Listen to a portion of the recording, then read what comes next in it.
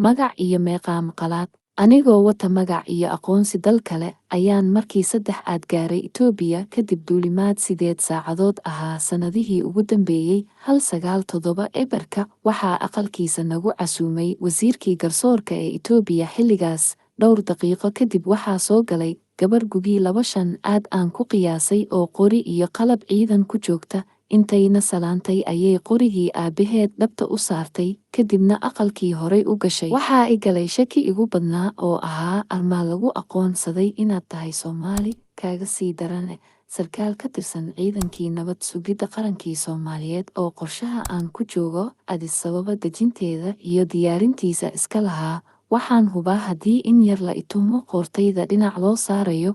Waanse u soo bareeray oo baryahaas waxaa igu weynaa qaran Soomaaliyeed qiime gaarana ii lahaa. Intuu dhoolla caddeeyey ayuu yidhi, gabadhaydan iyo qaar kaloo asaageed ah waxay dalkan u qabteen wax aysan jiilka nagu qaban waayeen, waxaana lagu dhigi doonaa baalsha taariikhda. Wax yar kadib ayay inantii oo doorkan muujisay dumarnimadeeda soo dhigtay cabditaan iyo haruubyadii lagu fuudi lahaa. Hadal dheer kadib oo u badanaa haaraanka iyo hagardaamooyinka loo maleegayo dalkan u dhashay una dhaartay inaan u dhinto, ayuu si xushmad ka muuqato uga codsaday gabadhiisii inay gaarigooda laadada ah igu qaado ina geyso funduqaan deganaa iyo haddaan doonayo inaan xoogaa meermeero magaalada. Hadal dheer oo u badnaa haasaawe iyo hadal malagii galay ayaan weydiiyey halka ay heeganka kaga jirtay.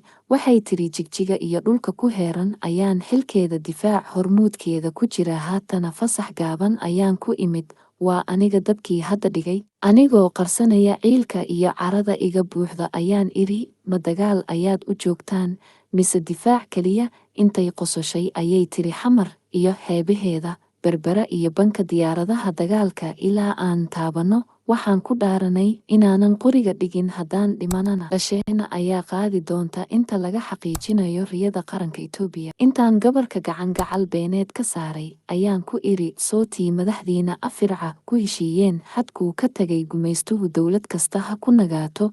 Inta isoo eegtay ayay tiri, dunidu waa naga ogashahay inaan qabiilka Soomaalida ee naga falaagoobay aan xoog iyo xeelba ku soo ceshanno. Waxaan ku idhi, laakiin sida ay qorayaasha taariikhdu wariyeen, dadkaas Soomaalida ah waa qaar aan la loodin karin oo dagaalkana ku daran, naftuna aysan qiimo u lahayn haddii wax ay leeyihiin xoog looga qaato. Waa qoom darane, adiguna gabar qurxan ayaad tahay, yaysan naga kaa dafini, xoog isu ilaali. Anigoo ku laray dhoolla cadays been ah ayaan daaqadii iska furay. Intay soo degtay ayay horay iisii raacday ilaa aan ka gaarnay kadinka funduqii aan u hoyan lahaa habeenkaas. Muddo gaaban kadib waxaa dhammaaday hawshii aan u joogay Itoobiya anigoo ku joogay magac iyo meeqaam qalaad. Waxaan ku soo noqday xamar iyo xaruntii dalka. Moogan waxaan ahay xiirane oo ka soo noqday tababar dhinaca ciidanka ah oo uu ugu maqnaa dal aan saaxiib nahay. Sidaas ayaa loo sheegay saraakiisha hoose iyo shaqaalihii dharaarahaas aan wada joognay. Wuxuu igula ballamay taliyihii nabad sugidda Soomaaliya ee xilligaas inaan warbixinta aan sida ku siiyo funduq Jubba. Salaadii maqrib markaan ku soo tukaday masaajidka Sheekh Cali Suufi ayaan soo eriyey garaasiido gaadiidka dowladda ahaa oo si iigu soo wareegtay.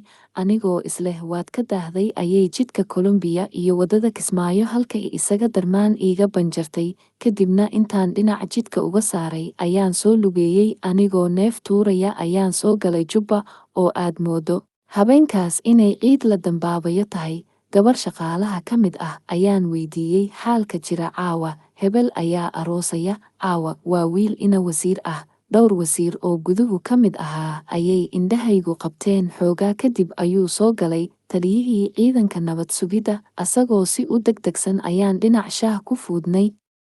Warkii markaan u dhiibay inta ugu cuslayd ayuu furihii gaariga ka qaatay, wadihii keligiina ka haystay. Waa barka xafiiska isugu keenkeen hagaag jaalle taliye. NSS waxaa laga soo gaabiyey National Security Service oo ahaa nabad sugidii iyo sirdoonkii Soomaaliya, Intelligence Agency of Somalia xilligii dowladdii Maxamed Siyaad Barre. Xarunta NSS waxay ahayd Muqdisho intii u dhaxaysay 1970 ilaa 1990. Wixii ka dambeeyey dagaalkii ahliga ee Soomaaliya 1991 ayay howlgab noqotay NSS. waxaana sanadkii 2013 dib u soo cusboonaysiiyey dowladda federaalka ee Soomaaliya magaciina u beddeshay NISA oo laga soo gaabiyey National Intelligence and Security Agency.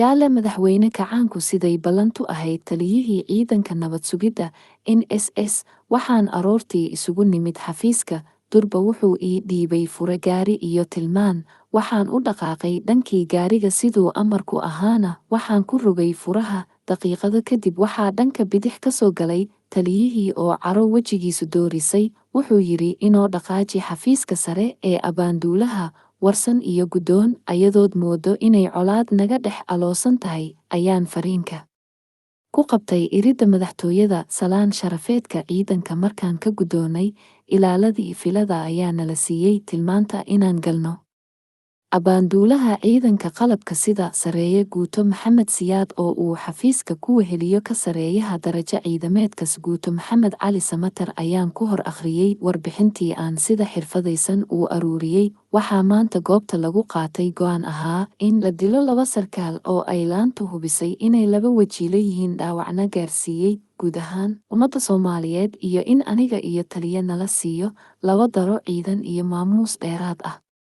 Waxaa ka mid ahaa in laga takhaluso siday doontaba ha ahaatee si looga ilaaliyo inay xil qaran leeyahay qabtaan ama bulshada dhexdeeda ku yeeshaan wax maamuus ah raggan soo socda sareeye guuto Cumar Xaaji Masale gaashaanle sare Xasan Maxamed Nuur shaati guduud Xasan Abshir Muuse duqii xamar gadaalkii gaashaanle sare Axmed Cumar Jees iyo sarkaal ku jiray liiska NISTA oo magaciisu ahaa Daahir Dheere aanse garan waayey magaciisa sidaasna uga haray liista dadka aan ka soo xaqiijinay inay dowladdii Itoobiya maanta kalsooni buuxda ku qabtay in laga shaqeeyo sidii loo gaarsiin lahaa darajada go'aan qaadashada dalka Soomaaliya.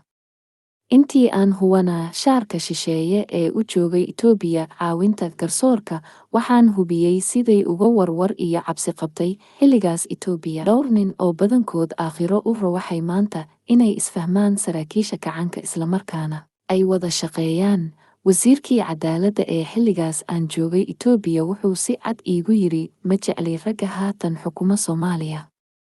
Hase ahaatee cabsida noogu badan waxaa weeye haddii ay xukunka xoog ku qabsadaan rag badan oo ka sii xag jirsan Siyaad Barre.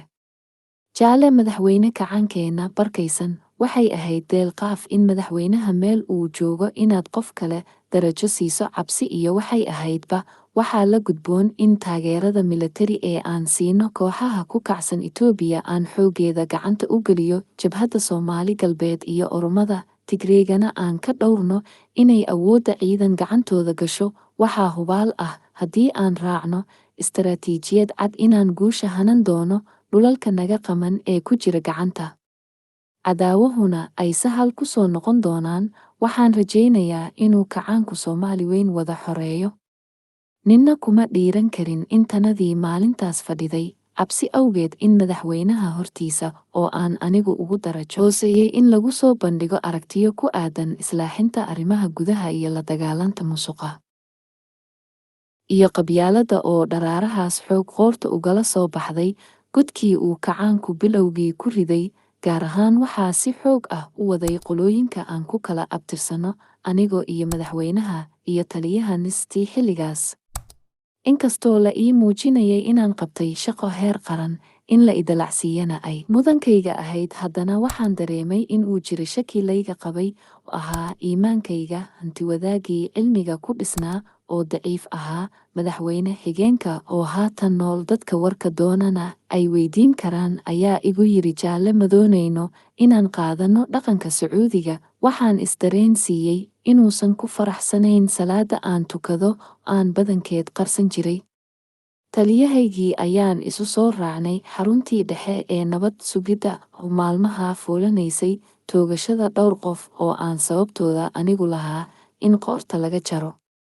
Mar keliya ayay saraakiishii iga saraysay siday iila dhaqmi jireen isbedelay kadib markii madaxweynuhu si gaar ah igala dhex baxay sidoo kale xarunta madaxtooyada oo qofkii si gaar ah ula istaaga Jaalle Siyaad uu micne gaar ah yeelan jiray, waxay naftayda i tustay inuu haatan ii balaqmay albaabadii hanti goosadka gudaha maamulka hanti wadaaga, waxaana qorshaystay inaan xoolo adduun yeesho aakrina yeelkeed. Taliyihii ayaa damaaciyey inuu wax ka ogaado wixii aanna dhex maray madaxweynaha, anigoo u arkay fursad qaali ah ayaan iri Jaalle taliye shaqo qaran ayuu si gaar ah iigu diray, warbixintana asagaan toos u siin doonaa. Intuu dhoolla cadeeyey ayuu yiri Jaalle wixii aad uga baahato xafiiskayga amar ayaad u haysataa, mahadsanid Jaalle taliye. Markiiba waxaan toos u aaday gurigii hooyaday oon curadkeeda ahay. Faxiirane, nis 1976 1991.